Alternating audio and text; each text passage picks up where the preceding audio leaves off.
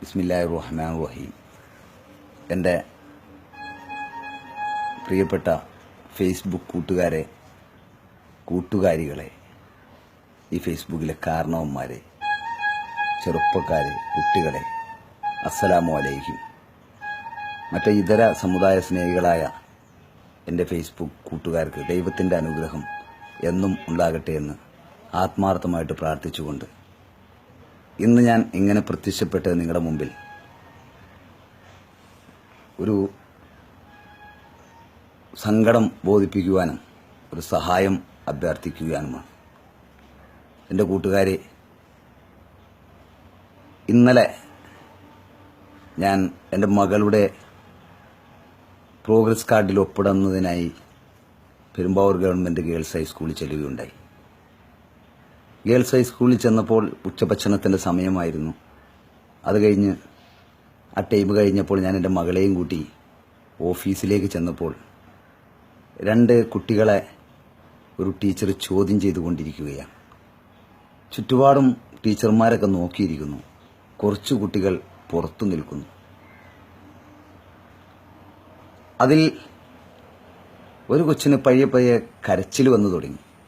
ചോദ്യം ചെയ്യുന്നതിനനുസരിച്ച് അവൾ കരഞ്ഞുകൊണ്ട് അവിടെ നിന്ന് പറയുകയാണ്, കൂട്ടുകാരെ, എന്നെ എല്ലാവരും കളിയാക്കുന്നു, എന്നെ എല്ലാ ദിവസവും എല്ലാവരും എന്തൊക്കെയോ പറഞ്ഞ് കളിയാക്കുന്നു, എന്നെ നാറുന്നു, എൻ്റെ ഉടുപ്പ് പഴയതാണ്, ഞാൻ ഇട്ടിരിക്കുന്നത് കുറെ പഴക്കമുള്ളതാണ്, ഞാൻ തലയീരലില്ല, എന്നെ എല്ലാവരും ആക്ഷേപിക്കാണ് ടീച്ചറെ എന്ന് പറഞ്ഞുകൊണ്ട് പൊട്ടിക്കരയുന്ന ഒരു കൊച്ചിനെ എൻ്റെ മുന്നിൽ കണ്ടപ്പോൾ സത്യത്തിൽ ഞാൻ പകച്ചുപോയി കൂട്ടുകാർ.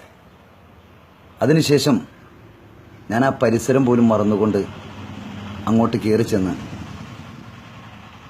ടീച്ചറെ, ആ കൊച്ചിനെ കരയിപ്പിക്കരുത് എന്ന് ഞാൻ പറഞ്ഞു. പെട്ടെന്ന് ടീച്ചർ എന്നോട് പറഞ്ഞു, ഈ കൊച്ച് അല്പം വൃത്തിഹീനമായിട്ടാണ് നടക്കുന്നത്, ഈ കൊച്ചിനെ കുറിച്ച് കുറേ കാര്യങ്ങൾ, ഈ കൊച്ചിനെ കുറിച്ച് കുറേ കാര്യങ്ങളൊക്കെ എന്നോട് പറയുകയാണ്. പെട്ടെന്ന് കരഞ്ഞുകൊണ്ടിരിക്കുന്ന കൊച്ചിനെ ഞാനൊന്ന് തലയിൽ തലോടി, ആ മുഖത്തൊക്കെ ഒന്ന് തലോടിയപ്പോൾ അവൾക്കുണ്ടായ അവൾക്ക് ഒരു കൂട്ടുകാരെ, അവൾക്ക് ആരുമില്ല, അവൾക്കൊരു കമ്പനി ഇല്ല, അവളായിട്ട് ആരും കമ്പനിയും കൂടുന്നില്ല.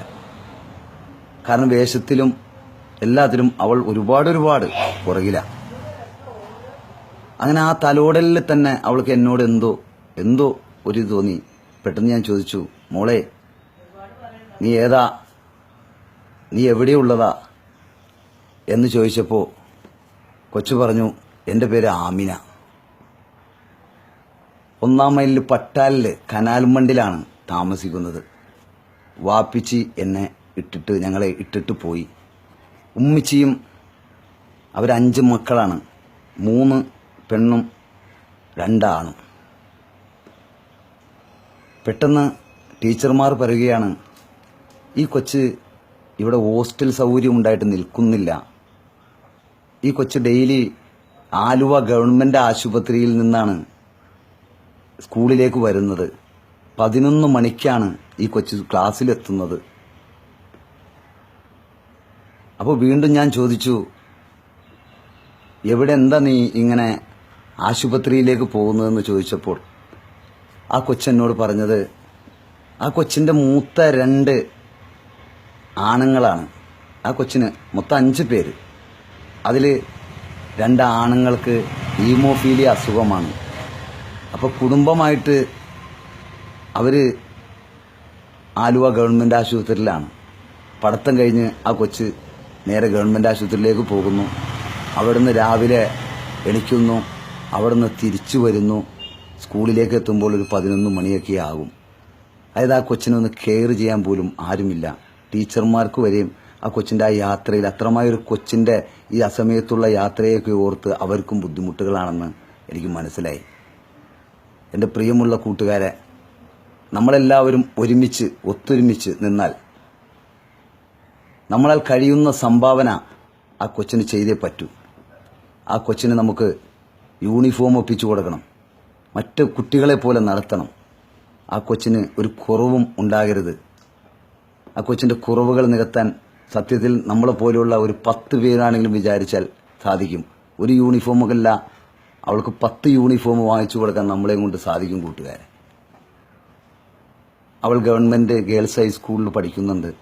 അവളുടെ ക്ലാസ് എത്രയാണെന്ന് എനിക്ക് മനസ്സിലായിട്ടില്ല. എൻ്റെ മകളുടെ അടുത്ത് നിന്ന് അന്വേഷിച്ചിട്ട് വരാനാണ് പറഞ്ഞിരിക്കുന്നത്. ഇത് കണ്ടതിൽ പിന്നെ എനിക്ക് എന്താ ചെയ്യേണ്ടത്, എനിക്ക് മാനസികമായിട്ട് തന്നെ ഒരു ബുദ്ധിമുട്ട്. അതാണ് ഞാൻ നിങ്ങളോട് ഇങ്ങനെ മുന്നിൽ വന്ന് പറഞ്ഞത്. അവൾ പെരുമ്പാവൂർ ഗവൺമെൻറ് ഗേൾസ് ഹൈസ്കൂളിൽ പഠിക്കുന്നുണ്ട്.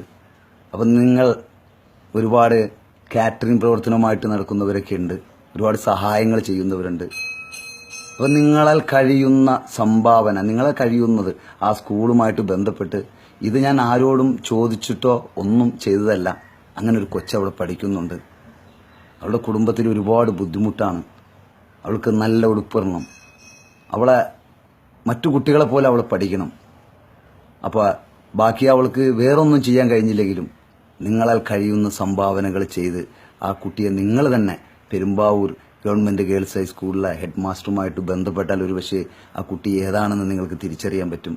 നിങ്ങളാൽ കഴിയുന്നവരെല്ലാവരും ചെന്ന് ആ കുട്ടിയുടെ ഫാമിലി ഡീറ്റെയിൽസ് ഒന്ന് അന്വേഷിക്കുകയും ഇപ്പോൾ എന്താണ് സംഭവിച്ചത് എന്ന് അന്വേഷിച്ചുകൊണ്ട്, എൻ്റെ പ്രിയമുള്ള കൂട്ടുകാരെ, നിങ്ങൾ എന്തെങ്കിലും സംഭാവനകൾ ആ കൊച്ചിനെ ഒന്ന് സഹായിച്ചാൽ നിങ്ങൾക്ക് എല്ലാവർക്കും പടച്ചവൻ, നമ്മുടെ ദൈവം നമുക്ക് തരുന്ന ആ ഒരു പ്രതിഫലം അതെന്തുമാകട്ടെ, ഇപ്പോൾ നമ്മുടെ മുമ്പിൽ കാണുന്ന ഒരു നഗ്നമായ സത്യമാണ് കൂട്ടുകാരെ. എന്നെ ഒരുപാട് സങ്കടപ്പെടുത്തിയൊരു കഥയാണ്. അപ്പം എനിക്കറിയാവുന്ന കുറേ പേരുടെ കയ്യിലേക്ക് ഞാൻ ഇത് ടാഗ് ചെയ്യും.